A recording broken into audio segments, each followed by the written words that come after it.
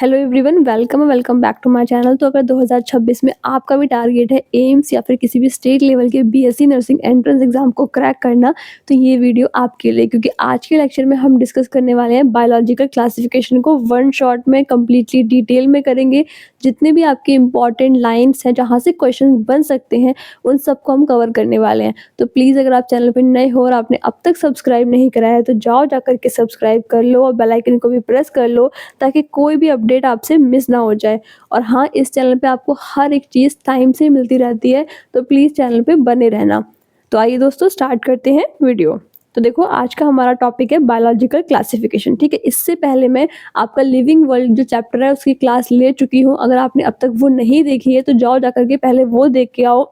उसका लिंक यहाँ आपको कमेंट सेक्शन में मिल जाएगा, क्योंकि वो देख के आपका बेस बन जाएगा, तो आपको ये चैप्टर और ईजी से समझ में आ जाएगा। ठीक है, और मेरी आप सबसे एक रिक्वेस्ट है कि प्लीज़ आप वीडियो को कम्प्लीटली देखो, और अगर आपको मेरा पढ़ाया हुआ समझ आता है, आपके कंसेप्ट क्लियर हो रहे हैं, तो प्लीज़ कमेंट सेक्शन में अपने प्यारे प्यारे कमेंट ज़रूर करना। इस वीडियो को ज़्यादा लाइक करना, शेयर करना और चैनल को सब्सक्राइब कर लेना। बाकी लेक्चर कम्प्लीटली फ्री है। ठीक है, तो आज हम डिस्कस करने वाले हैं बायोलॉजिकल क्लासिफिकेशन। गोल्डन पॉइंट्स का मतलब है कि वो पॉइंट जहाँ से 100% चांसेस हैं कि आपके क्वेश्चन बनेंगे ही बनेंगे। ठीक है, तो हम ये डिस्कस करेंगे।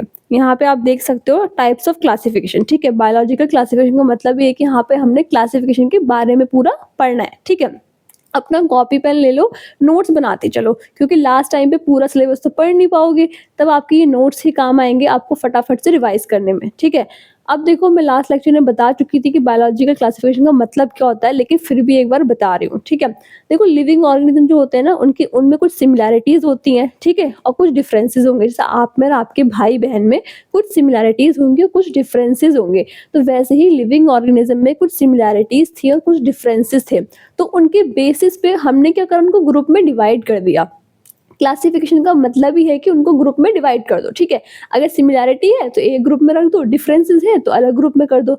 कुछ इस तरीके से पहले के टाइम में जो अर्लीस्ट क्लासिफिकेशन हुए, तो इस बेसिस पे हुए। ठीक है, तो हमने यहाँ पे ये देख लिया कि बायोलॉजिकल क्लासिफिकेशन होता क्या है। मतलब लिविंग ऑर्गेनिज्म को उनकी जो सिमिलैरिटीज है या फिर डिफरेंसेस है, उनके बेसिस पे डिवाइड कर दो, ग्रुप्स में रख दो। ये क्या है, बायोलॉजिकल क्लासिफिकेशन है। तब तक यही पता था। ठीक है, अब देखो, इसमें बात आती है कि उस टाइम पे कौन कौन से क्लासिफिकेशन हुए।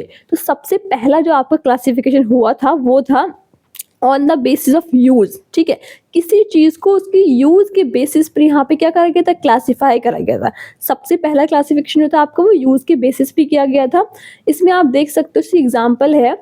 एग्जाम्पल क्या होगा, जैसे फूड प्लांट्स है। ठीक है, प्लांट्स तो बहुत तरह के होते हैं ना बेटा, लेकिन उसमें भी क्या हो गया, ऐसे प्लांट जिनको हम खा सकते हैं या फिर जिनसे हमें फूड मिल रहा है, उनको हमने क्या करा, एक कैटेगरी में डिवाइड कर दिया। ठीक है, फिर आए कुछ ऐसे पेड़ पौधे जिनसे हमें क्या मिल रही थी, मेडिसिन मिल रही थी, दवा मिल रही थी, उनको हमने क्या कर दिया, एक कैटेगरी में रख दिया कि हाँ, यहाँ से हमें दवा मिल जाती है।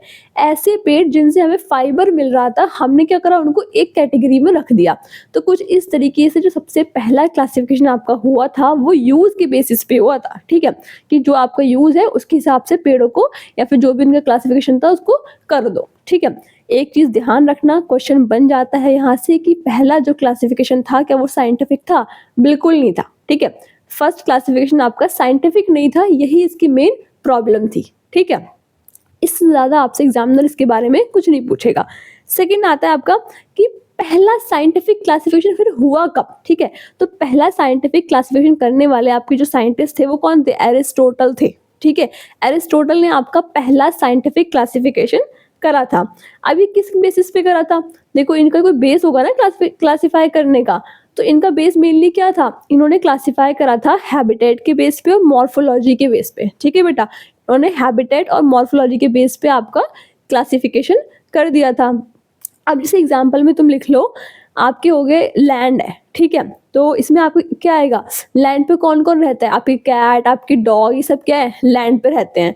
इस तरीके से वाटर में कौन रहेगा, वाटर में कौन, फिश रहेंगी आपकी, तो फिश को क्या करा, वाटर वाले उसमें डाल दिया। ठीक है, एयर में कौन है, बर्ड्स हैं आपकी। ठीक है, तो बर्ड्स को उसमें डाल दिया। मतलब जो भी ऑर्गेनिज्म है उसके हैबिटेट के हिसाब से उन्होंने उसको क्लासिफाई कर दिया था। ठीक है, ये क्या था, एरिस्टोटल का क्लासिफिकेशन था, पहला साइंटिफिक क्लासिफिकेशन था। इसको याद करने की निमोनिक लिख लो। मुझे पता है इतने सारे क्लासिफिकेशन है तुम्हें याद नहीं रहने वाले, तो निमोनिक भी लिखते रहो साथ साथ, क्योंकि इस बार हमने चांस लेना ही नहीं है। एक गवर्नमेंट सीट तो हमने लेके जानी ही जानी है, ठीक है। निमोनिक में लिखो लॉ, LAW लॉ, ठीक है। लॉ में क्या आएगा, लैंड, एयर, वाटर, तीन ही तो हैबिटेट है मोस्टली। या तो लैंड पे रहता होगा कोई एनिमल, या फिर वो एयर में, या फिर वो वाटर में रहता होगा। तो लॉ इसका निमोनिक हो गया। मतलब एरिस्टोटल ने पहला क्लासिफिकेशन दिया, साइंटिफिक क्लासिफिकेशन था वो, और लॉ इसका हमारा निमोनिक हो गया, ठीक है। यहाँ कहानी खत्म हो जाती है। अब आता है हमारा नेक्स्ट, उसके बाद में टू किंगडम क्लासिफिकेशन, ठीक है। वो किसने दिया था, कार्लस लिनेनियस ने दिया था, ठीक है। अब देखो जो यहाँ पे एक ना बहुत ट्रिकी, मतलब एक बात ना बहुत ज़्यादा डाउटफुल रहती है हमेशा। कुछ लोग बोलते हैं कि जो लिनेनियस का क्लासिफिकेशन था वो on the basis of cell wall था, ठीक है। उन्होंने सेल वॉल के बेसिस पे क्लासिफाई करा था। पर बेटा ये बात 100% ट्रू नहीं है, ठीक है। 100% ये बात ट्रू नहीं है कि उन्होंने सेल वॉल की बेसिस पे किया था, ठीक है। उन्होंने दो किंगडम में क्लासिफाई करा। आपका दो किंगडम कौन कौन सी थी, प्लांटे और एनिमेलिया, ठीक है। दो किंगडम थी, लेकिन यहाँ पे जो बेसिस था ना उनका, वो मोड ऑफ न्यूट्रिशन था और मोटिलिटी था, ठीक है। सेल वॉल आप बोल सकते हो, लेकिन 100% आपका ट्रू नहीं होगा। अगर ऑप्शन में आपको सिर्फ और सिर्फ सेल वॉल दिख रहा है, बाकी कुछ अलग ऑप्शंस है, तो आप सेल वॉल को टिक करना। अगर आपके पास ऑप्शंस में आ जाता है मोड ऑफ न्यूट्रिशन या फिर आपका मोटिलिटी आ जाता है और सेल वॉल है एक ऑप्शन, तो आपने मोटिलिटी या फिर मोड ऑफ न्यूट्रिशन को टिक करना है, ठीक है। ये बहुत बड़ा डाउट है जो यहाँ मैंने क्लियर करा है। तो देखो इन्होंने क्या करा था कि सेल वॉल को बेसिस ना मानते हुए मोड ऑफ न्यूट्रिशन और मोटिलिटी को बेस माना था, ठीक है। अब इन्होंने डिवाइड करा, तो किस तरीके से डिवाइड करा, देखो इसमें क्या था, सेल वॉल जो होगा ना वो सेकेंडरी फीचर होगा, प्राइमरी फीचर में नहीं आएगा आपका, ठीक है। एग्जाम्पल में लिख लो प्लांटे और एनिमेलिया, ठीक है। प्लांटे में क्या होगा बेटा, प्लांट्स अपना खाना खुद से बनाते हैं, तो वो क्या हो गए, ऑटोट्रॉफिक्स हो गए। एनिमल क्या करते हैं, अपना खाना दूसरों पे डिपेंड होते हैं, वो क्या हो गए, हेट्रोट्रॉप्स हो गए आपके। प्लांट में क्या है, सेल वॉल प्रेजेंट है, ठीक है। इनडायरेक्ट फीचर है कि प्लांट में हाँ सेल वॉल होती है, बट डायरेक्ट फीचर नहीं है, डायरेक्ट बेसिस नहीं है क्लासिफिकेशन का। एनिमल्स में सेल वॉल नहीं होती है, ठीक है। प्लांट जो है वो मोटाइल नहीं है, वो एक जगह से दूसरी जगह चल नहीं सकते, मूवमेंट नहीं कर सकते, लेकिन एनिमल्स मूवमेंट कर सकते हैं, वो मोटाइल होते हैं, ठीक है। तो ये आपका हो जाता है टू किंगडम क्लासिफिकेशन, ठीक है। लेकिन हर किंगडम के क्या थे, कुछ ना कुछ ड्रॉबैक्स थे, कुछ ना कुछ लिमिटेशंस थी, ठीक है। तभी आगे कहानी बढ़ती जा रही थी। अब देखो नेक्स्ट हमारा आता है सिक्स किंगडम क्लासिफिकेशन या फिर 3 डोमेन सिस्टम, ठीक है। ये है आपका, इससे बहुत ज़्यादा क्वेश्चंस नहीं बनते हैं, ठीक है। तो मेन हम आ जाते हैं 5 किंगडम क्लासिफिकेशन, जो किसने दिया था, R.H. विटेकर ने दिया था। कब दिया था, 1969 में दिया था। दो क्वेश्चन यहाँ से डायरेक्ट बन गए। पहला ये कि 5 किंगडम क्लासिफिकेशन किसने दिया, R.H. विटेकर ने दिया। कब दिया, 1969 में दिया, ठीक है। यहाँ से इतना क्लियर हो जाता है। अब देखो कहानी यहाँ से शुरू हो जाती है आपकी कि 5 किंगडम क्लासिफिकेशन किस बेसिस पे था। तो देखो ये आपका मॉडर्न है और सबसे ज़्यादा बोल सकते हो कि एक्सेप्टेड है, ठीक है। सबसे ज़्यादा करंट टाइम पे आपका मॉडर्न या फिर एक्सेप्टेड जो क्लासिफिकेशन है वो 5 किंगडम क्लासिफिकेशन ही है। तो अब हम देखते हैं कि इसमें कौन कौन से हमारे चीज़ें आएंगी, ठीक है, कौन कौन से किंगडम्स आने वाले हैं, ठीक है। तो बेसिस ऑफ क्लासिफिकेशन क्या था आपका, सेल का स्ट्रक्चर, कि सेल बना किस तरीके से है, उसका ऑर्गेनाइजेशन क्या है, मोड ऑफ न्यूट्रिशन क्या है, और रिप्रोडक्शन क्या है, ठीक है। ये कुछ इसके बेसिस थे, ध्यान रखना बहुत ज़्यादा यहाँ से क्वेश्चंस बन जाते हैं, एग्जामिनर का फेवरेट टॉपिक है ये, ठीक है। इनको नोट डाउन कर लेना। तो ये क्या थे आपके बेसिस ऑफ क्लासिफिकेशन था। यहाँ तक क्लियर हो चुका है, आगे बढ़े, ठीक है। तो 5 किंगडम में आप सॉरी एक और रह जाता है आपका फाइलोजेनेटिक रिलेशनशिप, ठीक है। ये 5 पॉइंट्स हैं, 5 पॉइंट ध्यान रखना। पहला क्या था, सेल का स्ट्रक्चर। दूसरा क्या है, थैलस ऑर्गेनाइजेशन, मतलब सेल का स्ट्रक्चर कैसा है, उनका ऑर्गेनाइजेशन क्या है, मोड ऑफ न्यूट्रिशन क्या है, किस तरीके से खाना लेते हैं, रिप्रोड्यूस कैसे करके करते हैं, और उनका फाइलोजेनेटिक रिलेशनशिप कैसा है। अब कोई अगर ये पूछता है कि फाइलोजेनेटिक रिलेशनशिप क्या होता है, मैं प्रीवियस लेक्चर में बता चुकी हूँ, तो उसको ज़रूर देख लेना, ठीक है। तो ये 5 पॉइंट से क्वेश्चन बन जाता है। सेकंड आता है ये आपका टेबल, जो एनसीईआरटी में बेटा ये टेबल है, इसकी मैंने पिक्चर भी यहाँ पे लगाई है, बहुत बहुत इंपॉर्टेंट है, 5 स्टार्स को लगा लो, यहाँ से बहुत क्वेश्चन बनते हैं, ठीक है। इसमें आपको क्या क्या आ जाएगा, 5 किंगडम है, मोनेरा, प्रोटिस्टा, फंगई, प्लांटे और एनिमेलिया, ठीक है। 5 किंगडम हमारी हो गई। अब देखो उनको याद कैसे करोगे, इसके लिए भी आप एक ट्रिक लिख लो अपनी कॉपी में, लिखो फटाफट से, ठीक है। Capital M Y, my pretty friend play accordion, ठीक है। My pretty friend play accordion. M से हो गया मोनरा, P से हो गया प्रोटेस्टा, F से हो गया फंगे, P से हो गया प्लांटे और A से हो गया एनिमिलिया। तो अगर किसी को ये क्लासिफिकेशन याद नहीं रह पा रहा है, किंगडम्स याद नहीं रह पा रही है, तो इस सीक्वेंस में आप याद कर सकते हो, ठीक है। ये मैंने आपकी सिर्फ एक हेल्प के लिए निमोनिक बनाया है, ठीक है। अब देखो इससे क्या क्या आ जाता है। आपका मोनरा किंगडम है, ठीक है। सेल टाइप कैसा है, प्रोकैरियोटिक सेल है, ठीक है। सबसे पहले ध्यान रखना सेल कैसा है, प्रोकैरियोटिक है। प्रोकैरियोटिक सेल कैसे होते हैं हमारे, बताओ जरा। इनमें क्या होता है, न्यूक्लियर मेम्ब्रेन एब्सेंट होती है, ठीक है। अब सेकंड क्या आता है, सेल वॉल कैसी है इनकी, नॉन सेलुलोजिक सेल वॉल है, ठीक है। थर्ड क्वेश्चन क्या बनेगा, न्यूक्लियर मेम्ब्रेन एब्सेंट है। बॉडी का ऑर्गेनाइजेशन कैसा है बेटा, सेलुलर लेवल पे है, सेल्स है सिर्फ यहाँ पे, ठीक है। कोई भी आपका ऑर्गन, टिश्यू, ऑर्गन सिस्टम ऐसा कुछ नहीं है, ठीक है। मोड ऑफ न्यूट्रिशन क्या है, ऑटोट्रॉप्स हैं, अपना खाना खुद से बना लेते हैं, ठीक है। अब देखो नेक्स्ट आता है आपका प्रोटिस्टा किंगडम। प्रोटिस्टा कैसा है, यूकैरियोटिक है। प्रोकैरियोट्स और यूकैरियोट में डिफरेंस आना चाहिए आपको, बहुत इंपॉर्टेंट है। नेक्स्ट आता है कि सेल वॉल कैसी है इनकी, आपकी कहीं कहीं पे सेलुलोज प्रेजेंट है, ठीक है। न्यूक्लियर मेम्ब्रेन बेटा प्रेजेंट है, ठीक है। सिर्फ कहाँ पे न्यूक्लियर मेम्ब्रेन नहीं है आपकी, मोनरा में नहीं है, इसको ऐसे हाईलाइट कर लो, यहाँ से क्वेश्चन बन जाता है, ठीक है। आता है बॉडी का ऑर्गेनाइजेशन कैसा है, अभी भी सेलुलर है, मतलब सेल्स तक की कहानी चल रही है, अभी टिश्यू नहीं बने यहाँ पे, ठीक है। मोड ऑफ न्यूट्रिशन क्या है आपका, ऑटोट्रॉप्स है और कहीं कहीं पे हेटरोट्रॉफिक भी दिखाता है ये, ठीक है, शो करता है। अब नेक्स्ट आता है आपका फंगी, ठीक है। फंगी में क्या क्या आएगा देखो, यूकैरियोट्स हैं ये भी, उसके बाद में इनमें भी क्या है, इनकी जो सेल वॉल है ना वो काइटिन की मिलकर बनी है। ये क्वेश्चन बनता है कि फंगी की सेल वॉल किसकी है, तो आपने बताना है काइटिन की मिलकर बनी है, ठीक है। न्यूक्लियर मेम्ब्रेन यहाँ पे प्रेजेंट है। अब बेटा यहाँ पे कहानी थोड़ी सी एडवांस हो गई है, यहाँ पे क्या है, मल्टी सेलुलर है या फिर कहीं कहीं पे लूज टिश्यू बनना स्टार्ट हो चुके हैं, ठीक है। यहाँ से क्वेश्चन बन जाता है। मोड ऑफ न्यूट्रिशन क्या है, हेट्रोट्रॉप्स है, ठीक है, सेप्रोफाइटिक है फिर पैरासाइटिक। अब आता है आपका प्लांटे। प्लांटे में क्या है, यूकैरियोट से सेम कहानी चल रही है, ठीक है। सेलुलोज वहां पे क्या था, सेलुलोज तो नहीं था बट काइटिन की मिलकर बनी थी, ठीक है। यहाँ पे क्या है, सेलुलोज आ चुका है, न्यूक्लियर मेम्ब्रेन प्रेजेंट है। अब बेटा यहाँ पे क्या हुआ, थोड़ा सा और एडवांस चले गए, किसी किसी में टिश्यू देखने को मिल रहे हैं, कहीं कहीं पे ऑर्गन भी आ गया है, ठीक है। और एक चीज ध्यान रखना, सिर्फ ऑर्गन आया है, ऑर्गन सिस्टम नहीं, ठीक है, सिर्फ ऑर्गन है यहाँ पे। उसके बाद में मोड ऑफ न्यूट्रिशन क्या है इनका, ऑटोट्रॉप्स है ये, ठीक है। ऐसे करके अब आ जाते हैं सबसे हमारी जो टॉप मोस्ट है, एनिमेलिया पे। एनिमेलिया क्या है, आपके यूकैरियोट्स हैं, सेल वॉल नहीं होती, हमारे अंदर सेल वॉल नहीं है, ठीक है। न्यूक्लियर मेम्ब्रेन प्रेजेंट है, हम किससे मिलके बने हैं, सेल, टिश्यू, फिर ऑर्गन और ऑर्गन सिस्टम, हमारे अंदर पूरे ऑर्गन सिस्टम प्रेजेंट है, ठीक है। मोड ऑफ न्यूट्रिशन क्या है आपका, हेटरोट्रॉप्स है, मतलब हम अपना खाना खुद से नहीं बना पाते हैं। अब देखो बेटा नंबर 1 हमारा आता है किंगडम मोनरा, ठीक है। अब हम एक एक करके सारे किंगडम्स को पढ़ने वाले हैं बहुत अच्छे से, बहुत सारे क्वेश्चन यहाँ से फंसते हैं, तो प्लीज अच्छे से पढ़ना, स्किप मत करना, ठीक है। तो देखो किंगडम मोनरा में क्या होता है कि आपके जो मोनरा है इसमें सारे प्रोकैरियोटिक ऑर्गेनिजम्स आते हैं। इनमें फीचर्स क्या होंगे इनके, देखो प्रोकैरियोटिक में क्या होता है कि आपके जो सेल्स होंगे सारे वो प्रोकैरियोटिक होंगे, ठीक है। ट्रू न्यूक्लियस अब्सेंट होता है, ठीक है। इनमें ट्रू न्यूक्लियस आपको देखने को नहीं मिलेगा, इनका फीचर है कि इनमें ट्रू न्यूक्लियस नहीं होता है। मोनरल्स क्या है, सारे प्रोकैरियोटिक हैं, लैक मेम्ब्रेन बाउंड ऑर्गेनेली, ठीक है। मेम्ब्रेन बाउंड ऑर्गेनेली इसमें देखने को नहीं मिलेगी आपको, एब्सेंट होंगे। और साथ साथ क्या होता है इनकी सेल वॉल क्या है, पेप्टाइडोग्लाइकिन की मिलके बनी है, ठीक है। जो ये मैंने पॉइंट्स लिखे हैं डायरेक्ट यहाँ से क्वेश्चन बनते हैं, इनको नोट डाउन कर लो। एग्जाम्पल में क्या आ गया आपके, बैक्टीरिया हो गए, जैसे आपका आ गया साइनोबैक्टीरिया, ठीक है। तो निमोनिक लिख लो इसमें, monera equals to no nucleus. Monera में कोई भी न्यूक्लियस नहीं होता है, मेम्ब्रेन बाउंड ऑर्गेनेलीज नहीं होती है, ठीक है। दो बस खाली यहाँ पे आपने लाइन याद रखनी है। एक तो क्या है आपका, ट्रू न्यूक्लियस नहीं होगा, एब्सेंट होगा।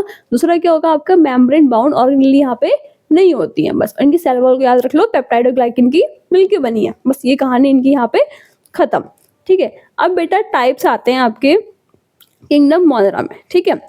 नंबर 1 आ गया आपका आर्की बैक्टीरिया, ठीक है। आर्की बैक्टीरिया क्या होता है, तो देखो आर्की बैक्टीरिया में आपका मेनली क्या होगा, कि आर्के बैक्टीरिया क्या है, इनमें डिफरेंट सेल वॉल स्ट्रक्चर होता है, ठीक है। इनके जो सेल वॉल का स्ट्रक्चर होगा वो थोड़ा सा डिफरेंट होगा। अच्छा, एक चीज सुनी होगी आपने कि आर्की बैक्टीरिया क्या होता है, आपके ऐसे बैक्टीरिया हैं जो बहुत ही ऐसे हार्श कंडीशन में भी सर्वाइव कर जाते हैं, ठीक है। सुना होगा ना आपने कि आपके बहुत ज़्यादा सॉल्टी एरिया में मिल जाते हैं, हॉट एसिडिक स्प्रिंग में आपको देखने को मिल जाएंगे। एक तरीके से आपके नहीं सोल्जर्स टाइप के आप इनको बोल सकते हो, जो मतलब इसे बहुत टफ सिचुएशन में भी सर्वाइव कर लेते हैं, ठीक है। तो देखो आर्की बैक्टीरिया में आपके एग्जाम्पल आते हैं मेथेनोजेंस, जो कहाँ पे रहते हैं, आपके मार्शी एरियाज में रहते हैं, ठीक है। हेलोफाइल से सॉल्टी एरिया में आपको देखने को मिलेंगे, और थर्मो एसिडोफाइल है, मतलब हॉट एसिडिक स्प्रिंग्स में आपको देखने को ये मिल जाएंगे। इनके तीनों एग्जांपल याद रखना, डायरेक्ट यहाँ से क्वेश्चन मिल जाता है आपको देखने को, ठीक है। तो ये क्या हो गया, आपके आर्की बैक्टीरिया है, नाम से समझ में आ रहा है कि बहुत ज्यादा एक्सट्रीम इन्वायरमेंट में ये रहते हैं, मतलब नॉर्मल जगह पे तो ये रहेंगे ही नहीं, इनको खतरों से खेलने में मजा आता है, खतरों के खिलाड़ी भी कह सकते हो, ठीक है ना। नेक्स्ट आपका आ जाता है यू बैक्टीरिया, ठीक है। ये आता है आपका यू बैक्टीरिया। इसमें क्या होगा बेटा, आपका ये ट्रू बैक्टीरिया होता है, ठीक है। पहला लाइन हो गई कि ट्रू बैक्टीरिया है, इसमें आपको एक रिजिड, एक टफ बढ़िया सी सेल वॉल देखने को मिल जाएगी, ठीक है। पेप्टाइडोग्लाइकिन यहाँ पे क्या होगा, प्रेजेंट होगा, और साथ साथ इनमें क्या देखने को मिलेगा, आपको फ्लैजेला देखने को मिलेगा, मतलब ये मोटाइल हैं, ये चल सकते हैं, ये मूवमेंट कर सकते हैं, ठीक है। एग्जाम्पल में क्या हो गया आपका इकोलाई, ठीक है। इकोलाई आपको हर जगह देखने को मिल जाता है, तो इकोलाई को हम क्या बोल देते हैं, एवरीडे बैक्टीरिया भी कह देते हैं, ठीक है। तो ये क्या हो गया आपका यू बैक्टीरिया का हो गया, बहुत सिंपल सी कहानी है, कोई ज्यादा टफ यहाँ पे नहीं है, ठीक है। नेक्स्ट आपका आ जाता है साइनो बैक्टीरिया, ठीक है। साइनो बैक्टीरिया फेमस बैक्टीरिया है काफी, ठीक है, इसके बारे में बहुत सारा सुनने को मिल जाता है, ठीक है। साइनो बैक्टीरिया में आपका देखो बेटा, एक तो नाम से समझो, यहाँ पे साइन का मतलब होता है ब्लू, ठीक है, CYAN, साइन का मतलब ही होता है ब्लू, मतलब इन्हें क्या होता है, ब्लू ग्रीन एल्गी भी कहते हैं, ठीक है। साइनो बैक्टीरिया को हम ब्लू ग्रीन एल्गी भी बोलते हैं। ये क्या होता है, फोटोसिंथेटिक होते हैं। अब जाहिर सी बात है कि जो चीज़ फोटोसिंथेसिस कर रही है तो मतलब अपना खाना वो खुद से बनाती होगी, ठीक है। और साथ में क्या होता है, इनमें एग्जाम्पल लिखो, नॉस्टॉक और एनाबीना, ठीक है, ये इनके दो एग्जाम्पल है, बस इतनी कहानी है। अब नेक्स्ट आती है हमारी किंगडम प्रोटिस्टा। देखो बताओ, अगर अब तक समझ में आ गया है तो ठीक है, वेल एंड गुड, अगर नहीं आया है तो लेक्चर को थोड़ा सा रिवाइंड कर लो, दोबारा से देख लो, लेकिन प्लीज अपने कंसेप्ट को आज ही क्लियर कर लो, टाइम नहीं है, अब आगे आपको टाइम नहीं मिलेगा, ठीक है। फिर हम इनके क्वेश्चंस भी करेंगे अभी। तो देखो नेक्स्ट आता है आपका किंगडम प्रोटिस्टा, ठीक है। अब प्रोटिस्टा में बेटा क्या होगा, देखो इसमें क्या होता है कि यहाँ पे आपको सिंगल सेल के यूकैरियोट्स मिलेंगे, ठीक है। मोनरा में क्या थे, आपके सारे प्रोकैरियोट्स थे, प्रोटिस्टा में क्या है, यूकैरियोट है, लेकिन कैसे है, सिंगल सेल है, इसलिए मैंने लिखा भी है सिंगल सेल यूकैरियोट्स, ठीक है। अब देखो इसमें मेजर ग्रुप्स कौन कौन से होते हैं। नंबर 1 आपका आ गया क्राइसोफाइट्स, ठीक है, क्राइसोफाइट्स है, इसमें एग्जाम्पल आपका आता है डाई एटम और गोल्डन एल्गी, ये इसके एग्जाम्पल्स हैं, ठीक है। नेक्स्ट आपका आ गया डायनोफ्लैजेलेट्स, ठीक है। फीचर क्या होता है कि ज़्यादातर ये मेराइन जगह में रहते हैं आपके, और क्या होगा, सेल वॉल किसकी मिलकर बनी होती है, सेल वॉल किसकी होती है, सेलुलोज की होती है, मतलब सेलुलोज की प्लेट्स देखने को मिलेंगी आपको इसमें, ठीक है। सेल वॉल सेलुलोज की है और प्लेट्स देखने को मिल रही है। और यहाँ पे क्या था, सेल वॉल किसकी थी आपकी, क्राइसोफाइट्स में सिलिका की सेल वॉल थी, ठीक है बेटा, क्राइसोफाइट्स में सिलिका की सेल वॉल होती है। गोल्डन आप इसको बोल रहे हो ना, गोल्डन एल्गी डाइएटम, यहाँ पे क्या सिलिका की सेल वॉल है, और यहाँ पे किसकी डायनोफ्लैजेलेट्स में, यहाँ पे आपको सेलुलोज की प्लेट्स देखने को मिल रही है सेल वॉल में, ठीक है, ये इसका डिफरेंस है। एग्जाम्पल में आपका आता है गोनोएलेक्स, ठीक है। तो यहाँ पे हमारा ये कंप्लीट हो जाता है। नेक्स्ट आता है आपका यूग्लिनॉइड्स, ठीक है। यूग्लिनॉइड्स में आपका मेन एग्जाम्पल क्या है, यूग्लिना, ठीक है। Instead of cell wall they have a protein rich layer called pellicle, ठीक है। यहाँ से क्वेश्चन बन जाता है कि बेटा सेल वॉल की जगह पे इसमें क्या होती है, एक प्रोटीन की बहुत ही रिच लेयर होती है, इसको क्या बोलते हैं, पेलिकल बोलते हैं, ठीक है। इसे स्टार मार्क कर लो, इसको लिख लो अलग से। यूग्लिना मतलब इसमें क्या होगा, इलास्टिक बॉडी देखने को आपको मिल सकती है, ठीक है। नेक्स्ट आपका आता है स्लाइम माउल्ट्स। अब स्लाइम माउल्ट्स क्या होंगे, देखो ये क्या करते हैं ना बेटा, ज्यादातर आपका ये एग्रीगेट्स बनाकर रखते हैं, ठीक है, प्लाज्मोडियम के एग्रीगेट्स को ये फॉर्म कर लेते हैं, समझ आ रहा है। तो ये क्या हो गया, आपके स्लाइम माउल्ट्स हो गए। अब नेक्स्ट आपका आता है प्रोटोजोअन्स, ठीक है। प्रोटोजोन्स आपके क्या होंगे, इसमें बेटा क्या होगा, ये मोस्टली आपके हेटरोट्रॉप्स होते हैं और ये क्या होते हैं, प्रीडेटर्स या पैरासाइट की तरह ये रहते हैं। ठीक है, एग्जाम्पल में क्या आएगा आपका, एमीबा और पैरामीशियम। ठीक है, निमोनिक में लिख लो प्रोटोजोआ के फर्स्ट एनिमल्स भी कह सकते हो आप इनको। ठीक है, तो यहाँ पे आपका ये किंगडम प्रोटिस्टा खत्म हो जाती है। नेक्स्ट आता है किंगडम फंगाई। देखो जैसे जैसे हम एडवांस लेवल पे बढ़ेंगे फीचर्स थोड़े बढ़ते जाएंगे, लेकिन उनको याद रखना। किंगडम फंगई है, फंगई में क्या होगा बेटा, मेनली ये हेट्रोट्रॉप्स हैं। ठीक है, दूसरों पे डिपेंड है, खाना खुद से नहीं बना पा रहे हैं। ठीक है, सेल वॉल किसकी मिलके बनी है, काइटिन की मिलके बनी है। मोस्टली क्या होते हैं, मल्टी सेलुलर होते हैं, लेकिन एक्सेप्शन है ईस्ट का, और ये एक्सेप्शन याद रखना। ठीक है, भूलना मत। ईस्ट क्या होती है आपकी, यूनिसेलुलर होती है। क्वेश्चन यहीं से बनेगा, वो डायरेक्ट तो पूछेगा ही नहीं, उसको पता है एग्जामिनर को डायरेक्ट तो आप याद करके आ चुके हो, वो एक्सेप्शन से ही क्वेश्चन पूछेगा। ठीक है, एग्जाम्पल में आ जाता है आपका सैक्रोमाइसिस सेरिवेसी। ठीक है, ये क्या हो गया आपका, इसका एग्जाम्पल हो गया। अब देखो यहाँ पे आती है आपकी क्लास फंगी की। बेटा ये टेबल मैंने बहुत अच्छे से आपके लिए बनाया है, इसमें बहुत सारा मतलब डेटा है, इसको अच्छे से पढ़ो। ठीक है, ये टेबल को बिल्कुल भी स्किप नहीं करना है आपने। देखो इसमें नंबर 1 हमारे आते हैं फाइकोमायोसाइट। ठीक है, एक जगह क्लास लिखी है, एक जगह मैंने एग्जाम्पल लिखा है, एक जगह उनके फीचर लिख दिए ताकि आपको कोई भी दिक्कत ना हो पढ़ते वक्त। ठीक है, देखो फाइकोमायोसाइट्स में क्या होता है बेटा, इसमें एग्जाम्पल आ जाता है म्यूकर का। ठीक है, फीचर क्या होता है कि इनमें एसेक्सुअल स्पोर्स देखने को आपको मिलते हैं। ठीक है, नेक्स्ट आपका आता है एस्कोमायोसाइट्स। ठीक है, एस्कोमायोसाइट्स में क्या होगा बेटा, इसमें आपका एग्जाम्पल आता है पेनिसिलियम। ठीक है, पेनिसिलियम का एग्जाम्पल आता है। फीचर क्या होता है इसमें आपको एस्कोस्पोर्स देखने को मिल जाते हैं। ठीक है, नेक्स्ट आपका आता है बेसिडोमाइसिट्स। ठीक है, बेसिडोमाइसिट्स में क्या होगा आपका एग्जाम्पल एगैरिकस। एगैरिकस में क्या देखने को मिलेंगे आपको, बेसिडोस्पोर्स देखने को मिलेंगे। नेक्स्ट आपका आता है ड्यूट्रोमाइसिट्स। ठीक है, ड्यूट्रोमाइसिट्स में एग्जाम्पल क्या है आपका, एल्टरनारिया। ठीक है, ये क्या होती है, इसको हम इम्परफेक्ट फंगी भी कहते हैं। अगर इम्परफेक्ट फंगी के नाम से आ जाए किसे कहते हैं समझ जाना, ड्यूट्रोमाइसिट्स की बात हो रही है। ठीक है, तो पूरा निमोनिक कैसे याद रखोगे आप, देखो ऐसे याद रखो, एक निमोनिक लिख लो। ठीक है, प्लीज आस्क बायोलॉजी डाउट्स। ठीक है, please ask biology doubts. P से क्या हो गया, फाइकोमाइसिट्स। ठीक है, ए से क्या हो गया, एस्कोमाइसिट्स। बी से क्या हो गया, बेसिडोमाइसिट्स। और डी से क्या हो गया, ड्यूट्रोमाइसिट्स। तो मुझे नहीं लगता कि आपको यहाँ पे कोई कंफ्यूजन होगी या फिर आप इसको याद नहीं रख पाओगे। बहुत सारे पॉइंट्स लिखने से अच्छा है कि इस टेबल को याद कर लो, काम खत्म। ठीक है, नेक्स्ट आपका आता है लाइकन्स। तो आई होप कि आपको मेरे साथ पढ़ने में मज़ा आ रहा होगा। ठीक है, कोई भी डाउट है तो पूछ लेना कमेंट सेक्शन में, कमेंट सेक्शन पूरा ओपन है आपके लिए।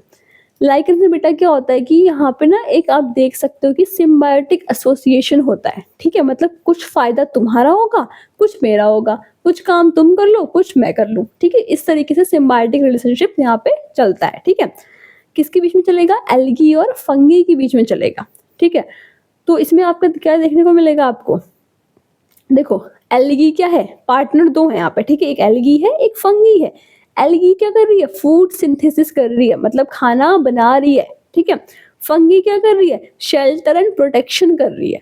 ठीक है, अब कैसे समझोगे, देखो जैसे हमारी सोसाइटी में होता है। ठीक है, कि मतलब घर में शादी हो जाती है, ठीक है, लड़का लड़की की। अब क्या होता है कि पहले के टाइम पे क्या माइंडसेट था कि लड़की जो है वो घर संभालेगी, ठीक है, खाना वाना बनाएगी, और लड़का क्या करेगा, बाहर से कमा के ले आएगा। तो क्या था, सिम्बायोटिक रिलेशनशिप था। ठीक है, तुम मुझे खाना वाना बना के दे दो, मैं बाहर से काम करके पैसे लेके आ जाऊंगा।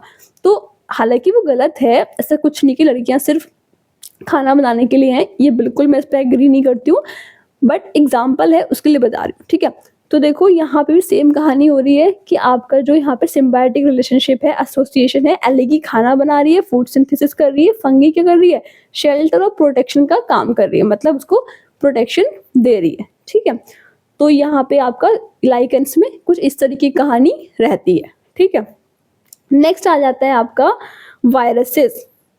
अब वायरस का रोल इंपॉर्टेंट है और वायरस बहुत परेशान भी करता है हमको। ठीक है, याद है ना वायरस, भूल तो नहीं गए कोरोना वायरस को। ठीक है, वायरसेस में क्या क्या आएंगे आपके बेटा, वायरस क्या होते हैं ना आपके एक तरीके से पैरासाइट्स के ना ऑब्लिगेट्स कह सकते हो आप इनको। ठीक है, वायरस क्या है आपके ऑब्लिगेट है, इंट्रासेलुलर पैरासाइट भी बोल सकते हो, होस्ट के बाहर इनएक्टिव होते हैं, ठीक है, मतलब होस्ट के अंदर जाके ये एक्टिव हैं, लेकिन जैसे ही होस्ट से बाहर आएंगे बेटा ये इनएक्टिव हो जाएंगे, ठीक है। और अगर होस्ट के अंदर हैं तो एक्टिव हैं तो ये रेप्लिकेट करेंगे। समझ आ रहा है? होस्ट कौन होगा? हम होंगे, ठीक है। हमारे अंदर वायरस चला गया मतलब वो काम कर रहा है, वो डिवाइड करता जाएगा, और जैसे ही हमारी बॉडी से वो बाहर निकला वो इनएक्टिव है, अभी वो काम नहीं कर रहा, ठीक है। ये चीज़ है यहाँ पे। एग्जाम्पल में क्या आ जाएगा आपका? मैंने लिखा है यहाँ पे टोबैको मोसाइक वायरस, ठीक है, काफ़ी फेमस वायरस है ये भी।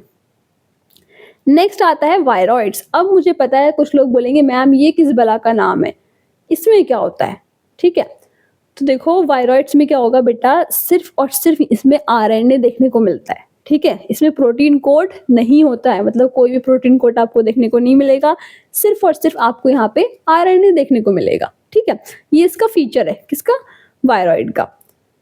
अब देखो उसके बाद में यहाँ पे एक चीज़ आती है कि इसकी डिस्कवरी किसने करी थी। क्वेश्चन ये आ जाता है कभी कभी, लिख लो, ठीक है, अलग से, कि डिस्कवरी किसने करी थी। डिस्कवरी करी थी थियोडर डीनर ने, ठीक है, THEODOR, थियोडर, DIENER, डीनर, ठीक है। थियोडर डीनर ने इसकी डिस्कवरी करी थी, ठीक है। तो ये आपका वायरॉइड्स हो गया। ज़्यादा यहाँ से नहीं पूछा जाता, इतना ही पूछता है कि आरएनए इसमें कंसिस्ट करता है और प्रोटीन कोड नहीं होता। अब आते हैं हमारे प्रायोन्स, ये क्या है, ठीक है। तो देखो प्रायोन्स क्या होते हैं, आपके इन्फेक्शियस प्रोटीन्स है। प्रोटीन्स तो हैं बट इन्फेक्शियस हैं, इन्फेक्शन फैला रहे हैं, ठीक है। और कोई भी इनमें न्यूक्लिक एसिड नहीं होता है, नो न्यूक्लिक एसिड, ठीक है। इनकी भी डिस्कवरी लिख लो, किसने डिस्कवर करा था इनको? इनको करा था आपका स्टैनले प्रूजनर ने, ठीक है। STANLEY, स्टैनले, PRUSINER, प्रूजनर ने, ठीक है। अच्छे से ध्यान से सारे नोट्स बनाना, जब पेपर आएगा फिर मैं आपको दिखाऊंगी पिक्चर्स की, देखो जो मैंने पढ़ाया था वहाँ से पेपर आया, तो फिर मत कहना कि मैम हमारा छूट गया। अभी जितना अच्छे से पढ़ा रही हूँ बेटा पढ़ो, मैं अपना 100% दे रही हूँ, तो आप अपना 200% दो, ठीक है। तो ये आपका हो गया प्रायोन्स में, ठीक है। अब देखो मैंने यहाँ पे क्या करा, टेबल बनाया है वायरस, वायरॉइड और प्रायोन्स का। बेटा ये फीचर्स लिखे हैं इसके, बहुत इंपॉर्टेंट टेबल है, इससे बहुत सारे क्वेश्चन फंसने के चांसेस हैं, तो इसको अच्छे से याद रखना, ठीक है। कॉपी बना लो अपनी। नंबर 1 आता है वायरस, वायरॉइड और फिर प्रायोन, ठीक है। फीचर पहला क्या है, जेनेटिक मटीरियल, ठीक है। वायरस में क्या होगा, या तो DNA या फिर RNA, ठीक है। प्रोटीन कोड क्या होगा, वायरस में प्रेजेंट होगा। डिस्कवरी किसने करी वायरस की? इवान वास्की ने करी थी, ठीक है। बस वायरस की कहानी खत्म हो गई। फिर आता है वायरॉइड, ठीक है। वायरॉइड में क्या होता है, जेनेटिक मटेरियल कैसा था इसका, हमने अभी पढ़ा था, बताओ कैसा होता है? RNA का होता है सिर्फ, ठीक है। प्रोटीन कोड एब्सेंट है बेटा। किसने डिस्कवरी करी थी? डाइनर ने करी थी, ठीक है। ऐसे करके प्रायोन्स आ जाते हैं। प्रायोन्स में क्या होता है बेटा, आपका जेनेटिक मटेरियल आपका क्या है, कोई भी न्यूक्लिक एसिड नहीं है, तो नो, नन, है ही नहीं जेनेटिक मटेरियल, ठीक है। न्यूक्लिक एसिड का तो बनेगा, है ही नहीं वहाँ पे, ठीक है। प्रोटीन कोड क्या है, प्रेजेंट है यहाँ पे, सिर्फ प्रोटीन ही तो होता है, प्रायोन्स है ही क्या, प्रोटीन, इन्फेक्शियस प्रोटीन ही तो है। नेक्स्ट आता है डिस्कवरी किसने करी, प्रूजनर ने करी थी, ठीक है। तो ये आपका यहाँ पे पूरा मैंने बायोलॉजिकल क्लासिफिकेशन आपको पढ़ाया। आई होप कि आपको समझ आया होगा, आपको मज़ा आया होगा और आपके सारे कॉन्सेप्ट एकदम क्रिस्टल क्लियर हो गए होंगे। अगर आपको कहीं पे कोई डाउट है, कोई क्वेरी है, तो मुझसे पूछ लो कमेंट सेक्शन में, ठीक है। बाकी लेक्चर आपको पसंद आया है, आपको मेरा पढ़ाया हुआ समझ आया है, आप चाहते हो कि मैं ये सीरीज़ कंटिन्यू रखूँ, आपको पूरा सिलेबस कराऊँ, तो प्लीज़ मुझे कमेंट सेक्शन में ज़रूर बताना। और हाँ, आपने सिर्फ 2 ही चीज़ें करनी है। एक तो इस लेक्चर को ज़्यादा से ज़्यादा लाइक करो, क्योंकि लाइक ज़्यादा होंगी तभी मुझे मोटिवेशन मिलेगा कि मैं ऐसे ही और लेक्चर लेके आऊँ। सेकंड है, चैनल पे नए हो और अब तक सब्सक्राइब नहीं करा है तो जाओ जा करके सब्सक्राइब कर लो, बेल आइकन को प्रेस कर लो, ठीक है। टेलीग्राम ग्रुप को ज्वाइन कर लेना, उसका लिंक यहाँ मैंने कमेंट सेक्शन में पिन कर रखा है। और साथ साथ मुझे इंस्टाग्राम पे भी फॉलो कर लो, क्योंकि वहाँ पे बहुत सारे आपको नर्सिंग से रिलेटेड, पैरामेडिकल से रिलेटेड अपडेट्स मिलते रहते हैं, ठीक है। तो मिलते हैं नेक्स्ट वीडियो में, तब तक के लिए thank you and have a nice day.